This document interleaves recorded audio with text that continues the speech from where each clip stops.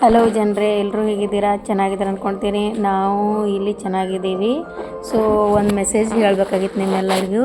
So ಅದಕ್ಕೋಸ್ಕರ ನಾ ಈ ವಿಡಿಯೋ ಮಾಡೋಕ್ಕಾಗತ್ತೀನಿ. ಈ ವಿಡಿಯೋ ಮುಖಾಂತರ ನಿಮ್ಗೆ ನಾ ಕೊಡ್ತಾ ಇರೋ ಮೆಸೇಜ್ ಏನಂದ್ರೆ, ದುಬೈ ಇಂಟರ್ನ್ಯಾಷನಲ್ ಏರ್ಪೋರ್ಟ್ದಲ್ಲಿ ಒಬ್ರು ಕೆಲಸ ಮಾಡ್ತಾರೆ.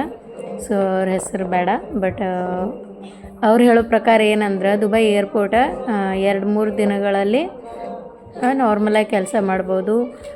ಈಗ ನಾವು ಅವ್ರಿಗೆ ಕಾಲ್ ಮಾಡಿದಾಗ ಅವ್ರು ಹೇಳೋದೇನೆಂದ್ರೆ, ಇಲ್ಲಿ ಸಂಡೇ ಸ್ವಲ್ಪ ಸ್ಕೇರ್ಡ್ ಇದ್ರು ಜನ ಎಲ್ಲ, ಸ್ವಲ್ಪ ಭಯದ ವಾತಾವರಣ ಇತ್ತು. ಆದರೆ ಇವತ್ತು ಜನ ಆರಾಮಾಗಿ ಓಡಾಡಕತ್ತಾರೆ ಎಲ್ಲ ಕಡೆ. ಏರ್ಪೋರ್ಟ್ನಾಗ ಯಾರೂ ಇಲ್ಲ, ವರ್ಕ್ ಫ್ರಮ್ ಹೋಮ್ ಮಾಡಾಕತ್ತಾರೆ ಎಲ್ಲರೂ. ಇವನ್ ಇಲ್ಲಿ ಸ್ಕೂಲ್ಸ್, ಆಫೀಸ್ ಎಲ್ಲನೂ ವರ್ಕ್ ಫ್ರಮ್ ಹೋಮೇ ಮಾಡಾಕತ್ತಾರೆ. ಆದಷ್ಟು ಹೊರಗಡೆ ಹೋಗೋದು ಅವಾಯ್ಡ್ ಮಾಡಾಕತ್ತಾರೆ ಅಂತೇಳಿ ಹೇಳ್ಬೋದು. ಆಮೇಲೆ ದುಬೈ ಮೇಲೆ ಯಾವುದೇ ಡ್ರೋನ್ ಅಥವಾ ಮಿಸೈಲ್ಸ್ ಏನೂ ದಾಳಿ ಆಗಿಲ್ಲ. 2 ಡ್ರೋನ್ ಇರ್ತಾವಲ್ಲ, ಅವು ಏನು ಮಾಡ್ಯಾರ, ಇಲ್ಲಿದು UAE ಕಂಟ್ರಿ ಅದಕ್ಕೆ ಉಲ್ಟಾ ಹೊಡೆದು ಅಲ್ಲೇ ಉಳಿಸ್ಯಾರ. ಆಮೇಲೆ ಅದರ ಒಂದ್ರದ್ದು ಅವಶೇಷ ಏರ್ಪೋರ್ಟ್ ಬಳಿ ಬಿದ್ದೈತಿ. ಇನ್ನೊಂದು ಡ್ರೋನ್ ಏನಂದ್ರೆ ಪಂಚತಾರಾ ಹೋಟೆಲ್ ಮೇಲೆ ಬಿದ್ದೈತಿ. ಇದು ಅಟ್ಲಾಂಟಿಕ್ ಅಲ್ಲಿ ಬರ್ತೈತಲ್ಲ ಅಲ್ಲಿ. ಆಮೇಲೆ ದುಬೈ ನೆಲೆಯಿಂದ ಅಮೇರಿಕಾ ಇರಾನ್ ಮೇಲೆ ದಾಳಿ ಮಾಡ್ತಾ ಇದೆ ಅನ್ನೋ ಪ್ರಶ್ನೆಗೆ ಯಾವುದೂ ಸರಿಯಾದ ಸ್ಪಷ್ಟವಾಗಿ ಉತ್ತರ ಇಲ್ಲ.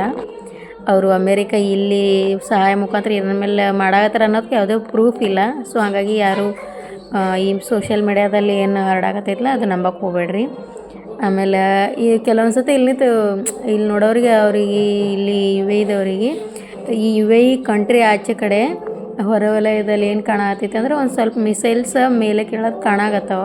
ಬಟ್ ಅವು ಎಲ್ಲೂ ಯಾವ ಕಡೆ ಹೊಂಟಾವ ಕುರ್ದು ಡೈರೆಕ್ಷನ್ ಏನೈತಿ ಚೇಂಜ್ ಆಗತೈತಿ. ಆಮೇಲೆ ದುಬೈ ಏರ್ಪೋರ್ಟ್ ಅತ್ಯಂತ ಏನಂದ್ರೆ ಬಿಜಿಯೆಸ್ಟ್ ಅಂತೇಳಿ ಹೇಳ್ಬೋದು ಇಡೀ ಜಗತ್ತಿನಾಗ. ಸೊ ಅದು ಎಕ್ಸ್ಪೋರ್ಟು ಮಾಡ್ಕೋತೈತಿ ಬೇರೆ ಕಂಟ್ರಿಗೆ. ಅದೇ ಸರಕು ಸಾಮಾನುಗಳನ್ನ ಇಂಪೋರ್ಟ್ ಮಾಡ್ಕೊಂಡು ಎಕ್ಸ್ಪೋರ್ಟ್ ಮಾಡ್ತೈತಿ. ಸೊ ಪ್ರತಿ 1.5 ನಿಮಿಷಕ್ಕೆ ಒಂದು ವಿಮಾನ ಹೊರಡ್ತದೆ ಇಳಿತದೆ. ಆ ಥರ ಇಲ್ಲಿ 24x7 ಅಷ್ಟು ಬ್ಯುಸಿಯೆಸ್ಟ್ ಇರುತ್ತಿದೆ ಏರ್ಪೋರ್ಟ.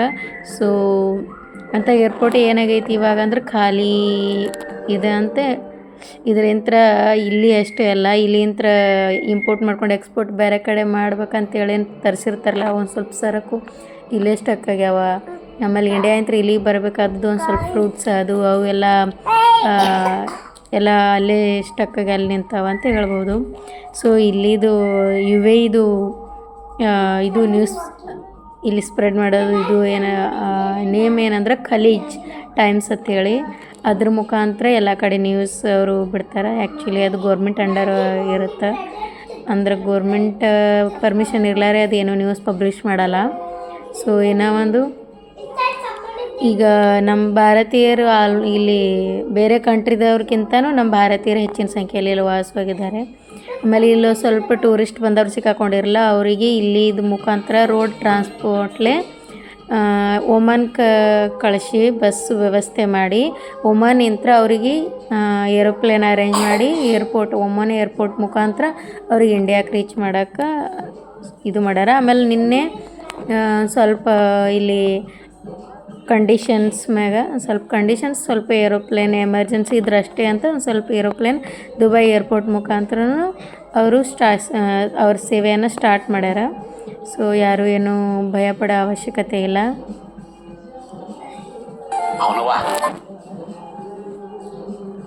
ಆಯಿತು. ಇನ್ನೂ ಏನಾದರೂ ಸಾಕಷ್ಟು ಜನರಿಗೆ ಏನಾದರೂ ಡೌಟ್ಸ್ ಇರುತ್ತಲ್ಲ.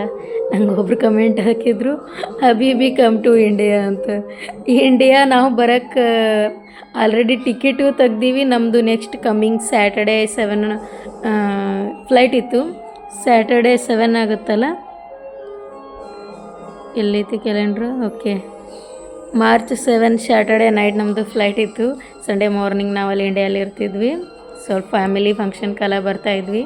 ನೋಡೋಣ, ಏನಾದರೂ ಏರ್ಪೋರ್ಟ್ ಸೇವೆ ಅವ್ರು ಸ್ಟಾರ್ಟ್ ಮಾಡಿರು, ಏರ್ಪೋರ್ಟ್ ರೆಸ್ಯೂಮ್ ಮಾಡಿದ್ರು. ಆಮೇಲೆ ಏರೋಪ್ಲೇನ್ ಏರ್ ಇಂಡಿಯಾ ಸ್ಟಾರ್ಟ್ ಆಯ್ತಂದ್ರೆ ನಾವು ಗ್ಯಾರಂಟಿ ಇಂಡಿಯಾ ಬಂದೇ ಬರ್ತೀವಿ. Don't very. ಆದಷ್ಟು ಇಲ್ಲಿದ್ದವರು ಸೇಫ್ ಆಗಿದ್ದೀವಿ. ಇವಾಗ ಇನ್ನೂ ಒಂದು ಇಂಡಿಯನ್ಸ್ಗೆ ಅಥವಾ ನಮ್ಮ ಕರ್ನಾಟಕ ಜನತೆಗೆ ನಾನು ಇನ್ನೂ ಒಂದು ಏನು ಹೇಳ್ತೀನಿ ಅಂದ್ರೆ, ನೀವು ಇವಾಗ ಇದು ಯುದ್ಧ ನಡೆಯಾಗತ್ತದ, ಅಲ್ಲಿ ಗ್ಯಾಸ್ ಮೇಲೂ ಇಫೆಕ್ಟ್ ಬೀಳುತ್ತೆ. ಮನೇಲಿ ಯೂಸ್ ಮಾಡೋ ಗ್ಯಾಸ್ ಇರುತ್ತಲ್ಲ, ಅದ್ರದ್ದು ಪ್ರೈಸ್ ಜಾಸ್ತಿ ಆಗೋ ಚಾನ್ಸಸ್ ಇರುತ್ತೆ.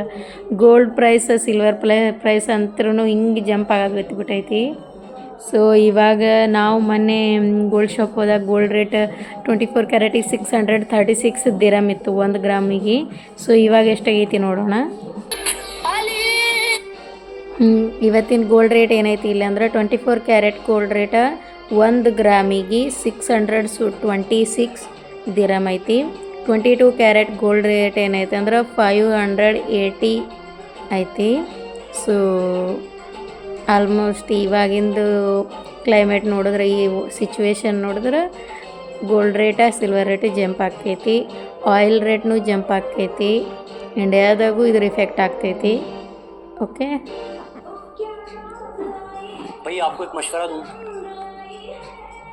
ಓಕೆ, ಈಗ ಇದ್ರದ್ದೆಲ್ಲ ಬಿಡೋಣ. ಇವಾಗ ನಾನು ಒಂದು ಸ್ಮಾಲ್ ಇನ್ಫಾರ್ಮೇಷನ್ ಕೊಡ್ತೀನಿ. ಅದೇನಂದ್ರೆ ಇವಾಗ ಆಲ್ಮೋಸ್ಟ್ ಅಲ್ಲ ನಿಮಗೆ ಈಗ ದುಬೈ ಒಳಗೆ ಕಾರ್ ಇರ್ತಾವಲ್ಲ, ಆ ಕಾರಿಂದ ನಂಬರ್ ಪ್ಲೇಟ್ ಇರುತ್ತಲ್ಲ, ಆ ನಂಬರ್ ಪ್ಲೇಟ್ ಬಗ್ಗೆ ಇನ್ಫಾರ್ಮೇಷನ್ ಕೊಡ್ತೀನಿ. ಸೊ ಕಾರಿನ ನಂಬರ್ ಪ್ಲೇಟ್ ಯಾವ ಥರ ಇರುತ್ತಂದ್ರೆ ನಾ ತೋರಿಸ್ತೀನಿ ನಿಮಗೆ. ನೋಡ್ರಿ ಇಲ್ಲಿ ನಂಬರ್ ಪ್ಲೇಟ ಯಾವ ಥರ ಇರುತ್ತೆ. ನಮ್ಮ ಇಂಡಿಯಾದಲ್ಲಿ ಯಾವ ಥರ ಇರುತ್ತೆ ನಂಬರ್ ಪ್ಲೇಟ, ಇಲ್ಲಿ ನೋಡ್ರಿ ಯಾವ ಥರ ಐತಿ ನೋಡ್ರಿ ಇಲ್ಲಿ. ಸೊ ಇಲ್ಲಿ ಅಲ್ಲಿ ಮೊದಲು 3 ನಂಬರ್ ಇತ್ತಲ್ಲ, 3 ಡಿಜಿಟ್, ಇವಾಗ 4 ಡಿಜಿಟ್ ಐತಿ ನೋಡ್ರಿ ಇಲ್ಲಿ. ಮತ್ತು 3 ಡಿಜಿಟ್ ಬತ್ತಿಲ್ಲ. ನೋಡ್ರಿ ಈಗ ನಂಬರ್ ಪ್ಲೇಟ್ ಹೆಂಗಿರ್ತೈತಿ. ಇದು ನೋಡ್ರಿ 5 ನಂಬರ್ ಪ್ಲೇಟ್ ಐತಿ. ನಂಬರ್ ಎಷ್ಟು ನೋಡ್ರಿ 1 2 3 4 5. ಇದ್ರ ಪ್ರೈಸ್ ಎಷ್ಟು ಗೊತ್ತೈತಿ? 2,79,000 ದಿರಮ್ ಇದ್ರ ಪ್ರೈಸ್. ಯಾಕೆ ಇಷ್ಟ ಐತಂದ್ರೆ ಯೂನಿಕ್ ನಂಬರ್ ಐತಲ್ಲ.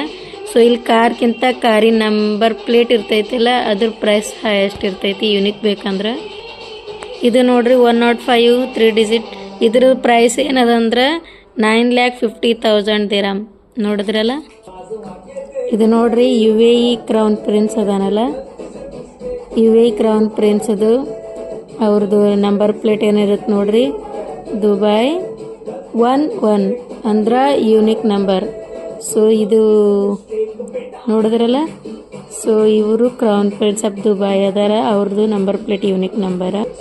ಇವ್ರು ನೋಡ್ರಿ ಯಾರದಾರ, ದುಬೈದು ರೂಲರ್ ಆಫ್ ದುಬೈ ಅಂದ್ರೆ ಕಿಂಗ್ ಆಫ್ ದುಬೈ ಅದಾರಲ್ಲ, ಅವ್ರದ್ದು ಗಾಡಿ ನಂಬರ್ ಪ್ಲೇಟ್ ನೋಡ್ರಿ ಏನೈತಿ, 1 ಅಂದ್ರೆ ನಂಬರ್ 1. ಸೊ ಯಾವಾಗಲೂ ಅವ್ರು ನಂಬರ್ 1 ಆಗ ನೋಡಿದ್ರಲ್ಲ. ಇಲ್ಲಿ ಈ ಥರ 1 number, 2 digit number, 3 digit number, 4 digit number, 5 digit number. Almost ನಾವು ಯಾರು ರೆಸಿಡೆನ್ಸ್ ಇರ್ತೀವಲ್ಲ, ಇಲ್ಲಿ ಬಂದು ನಾವು ಕಾರ್ ತೊಗೊಂಡ್ವಿ ಅಂದ್ರೆ ನಮ್ಮ ಕಾರ್ ಡಿಜಿಟ್ 5 ಇರ್ತಾವೆ. ಸೊ ಒಂದು ವೇಳೆ ಜಾಸ್ತಿ ರೊಕ್ಕ ಇದ್ದವರು ಶ್ರೀಮಂತರು ಇರ್ತಾರಲ್ಲ, ಅವ್ರು ಜಾಸ್ತಿ ರೊಕ್ಕ ಕೊಟ್ಟು 4 ಡಿಜಿಟ್ ನಂಬರ್ದು ತೊಗೋತಾರ ಕಾರ್. ಓಕೆ, ನಂಬರ್ ಪ್ಲೇಟಿಗೆ ಕಾರಿನಕ್ಕಿಂತ ಜಾಸ್ತಿ ಪ್ರೈಸ್ ಇಲ್ಲಿ, ಅದಕ್ಕೆ ಪೇ ಮಾಡ್ತಾರೆ. ಯೂನಿಕ್ ನಂಬರ್ ಪ್ಲೇಟ್ ಬೇಕಂತಂದ್ರೆ. ಆಮೇಲೆ 3 ಡಿಜಿಟ್ ಇತ್ತಂದ್ರೆ ಅದು ಡೆಫಿನೆಟಾಗಿ ಕನ್ಫರ್ಮ್ ಅದು ಇಲ್ಲಿದು ಲೋಕಲ್ ಎಮಿರಾತಿ ವೆಹಿಕಲ್ಸ್ ಅಂತ ಕನ್ಫರ್ಮ್. ರಿಚ್ಚು ಇರ್ತಾವ, ಆಮೇಲೆ ಇದೂ ಇರ್ತಾರಲ್ಲ ಅವ್ರು ಅದಕ್ಕೆ. ಆಮೇಲೆ 2 ಡಿಜಿಟ್ ಇದ್ರೆ ಡೆಫಿನೆಟಾಗಿ ಅವರು ಇಲ್ಲಿದು ಕಿಂಗ್ ಅವ್ರದ್ದು ರಿಲೇಟಿವ್ಸ್ ಇರ್ತಾರೆ. ಕ್ರೌನ್ ಪ್ರಿನ್ಸದ್ದು ನೋಡಿದ್ರಲ್ಲ 1 ಆ ಥರ ಇಲ್ಲಿದು ಕಿಂಗ್ದು ರಿಲೇಟಿವ್ಸ್ದು ಎಲ್ಲರದು ವೆಹಿಕಲ್ ನಂಬರ್ 2 ಡಿಜಿಟ್ದು ಇರ್ತಾವೆ. ಆಮೇಲೆ 1 ಡಿಜಿಟ್ ಓನ್ಲಿ ಫಾರ್ ಕಿಂಗ್. ತಿಳ್ಕೊಂಡ್ರಲ್ಲ. ಸೊ ಯಾವ ಥರ ಅಂತ. ಸೊ ಇವಾಗ ಸ್ವಲ್ಪ ಕಾರಿಂದು ನಂಬರ್ ಪ್ಲೇಟ್ ಬಗ್ಗೆ ನಾಲೇಜನ್ನು ಭಾಳ ದಿನದಿಂದ ಅಂದ್ಕೊಳ್ತಾ ಇದೆ. ಇದೊಂದು ಸ್ವಲ್ಪ ಎಕ್ಸ್ಪ್ಲೇನ್ ಮಾಡ್ಬೇಕಂತೇಳಿ. ಸೊ ಇನ್ನೂ ನಿಮ್ಗೇನಾದರೂ ಅದ್ರ ಬಗ್ಗೆ ಡೌಟ್ಸ್ ಇತ್ತು, ಕ್ವಶನ್ಸ್ ಇತ್ತು ಅಂದ್ರೆ ನಂಗೆ ಕೇಳ್ಬೋದು, ನಾ ಹೇಳ್ತೀನಿ. ಇದು ಇಲ್ಲೇ ಆಲ್ಮೋಸ್ಟ್ ಅಲ್ಲ ಅವ್ರದ್ದು ಹತ್ರ ಎಷ್ಟು ಭೀ ಕಾರ್ ಕಲೆಕ್ಷನ್ ಇರಲಿ, ಕಿಂಗ್ ಹತ್ರ ಅವ್ರ ಕಾರಿನ ನಂಬರ್ ಪ್ಲೇಟ್ 1 ಇರುತ್ತೆ.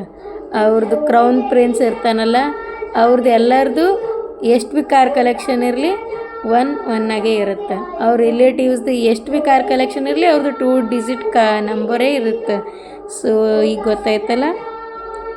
ಮತ್ತೆ ಮುಂದಿನ ವಿಡಿಯೋದಲ್ಲಿ ಮತ್ತೆ ಒಂದು ಯಾವುದಾದ್ರೂ ಟಾಪಿಕ್ ಬಗ್ಗೆ ಇನ್ಫಾರ್ಮೇಷನ್ ಕೊಡೋಕ್ಕೆ ಸಿಗ್ತೀನಿ. ನಾನು ಇದೇ ಥರ ನಿಮಗೆ ವಿಡಿಯೋ ನೋಡಕ್ಕೆ ಬೇಕಂದರೆ ನನ್ನ ಚಾನಲ್ ಸಬ್ಸ್ಕ್ರೈಬ್ ಆಗಿ ಹೊಸ್ದಾಗಿ ಯಾರಾದರೂ ನಂದು ಈ ವಿಡಿಯೋ ನೋಡತ್ತಿದ್ರೆ ಆಮೇಲೆ ಮತ್ತೆ ಆಲ್ರೆಡಿ ಸಬ್ಸ್ಕ್ರೈಬರ್ಸ್ ಇದ್ದರೆ ಲೈಕ್ ಮಾಡಿ ಶೇರ್ ಮಾಡಿ ನಿಮ್ಮ ಫ್ರೆಂಡ್ಸ್ ಮತ್ತು ರಿಲೇಟಿವ್ಸ್ಗೆ. ಓಕೆ, ಮತ್ತೆ ಮುಂದೆ ನೋಡಿ ಸಿಗ್ತೀನಿ. ಬಾಯ್, ಟೇಕ್ ಕೇರ್. ದುಬೈಯಿಂದ ನಿಮ್ಮ ಆರ್ಕೆ ಮಾಡುವ ವಂದನೆಗಳು. Thank you so much.